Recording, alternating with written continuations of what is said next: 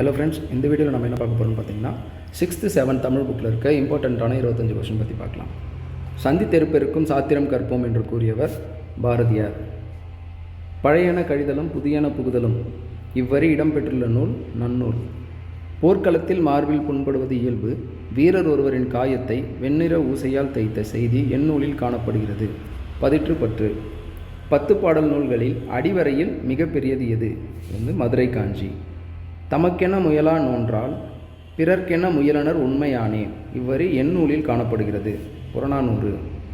கல்வி அழகே அழகு இவ்வரி இடம்பெற்றுள்ள நூல் நாலடியார். தினையளவு போதா சிறுபுல் நீர் நீண்ட பனையளவு காட்டும் இவ்வரி இடம்பெற்றுள்ள நூல் திருவள்ளுவ மாலை. சொன்னவர் கபிலர். முன்னீர் வழக்கம் தமிழர்கள் கடல் பயணம் செய்துள்ளனர் என்று எந்நூலின் வழியாக அறியலாம். தொல்காப்பியம். சுறாமீன் தாக்கியதால் ஏற்பட்ட புண்ணை நரம்பினால் தைத்த செய்தி எந்நூலில் சொல்லப்படுகிறது. நற்றிணை. திங்கள் ஞாயிறு மழை ஆகிய இயற்கையை வாழ்த்துவதாக அமைந்துள்ள நூல் எது? சிலப்பதிகாரம். அறத்துப்பால் பொருட்பால் இன்பத்துப்பால் என்று முப்பால்களால் திருக்குறளுக்கு அடுத்து பிரித்து எழுதப்பட்ட 14 கீழ்க்கணக்கு நூல் எது? நாலடியார். தாவரங்களின் உரையாடல் என்னும் சிறுகதையின் ஆசிரியர் எஸ். ராமகிருஷ்ணன். விளக்குகள் பல தந்த ஒளி என்ற நூலை எழுதியவர் லிலியன் வாட்சன். கிழவனும் கடலும் என்ற புதினத்தை எழுதிய எர்னஸ்ட் ஹம்மிங்வே என்பவருக்கு எந்த ஆண்டு நோபல் பரிசு வழங்கப்பட்டது?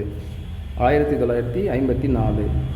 காரல் கெபக் என்னும் செக் நாட்டைச் சேர்ந்த இவர் எழுதிய நாடகம் ஒன்றில் ரோபோ என்னும் சொல்லை முதலில் பயன்படுத்திய ஆண்டு 1920. தமிழ்நாட்டில் வனக்கல்லூரி அமைந்துள்ள இடம் கோவை. செங்கால் நாரைகள் எந்த நாட்டிலிருந்து வருகிறது? ஐரோப்பா. சிட்டுக்குருவி வாழ முடியாத பகுதி துருவப்பகுதி.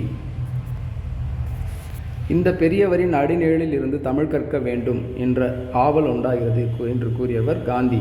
அவர் யாரை பார்த்து சொன்னார்னா ஊவேசா அவரை பார்த்து இந்த கொட்டேஷன் சொன்னார்.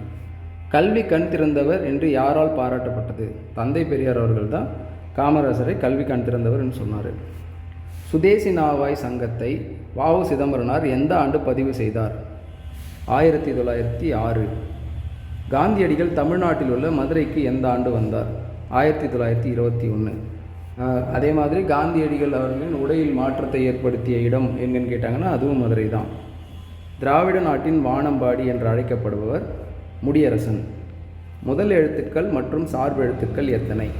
முதல் எழுத்துக்கள் 30, சார்பு எழுத்துக்கள் 10. அவ்வளோதான் இன்றைக்கான வீடியோ. இன்னொரு வீடியோவில் பார்க்கலாம். தேங்க்யூ.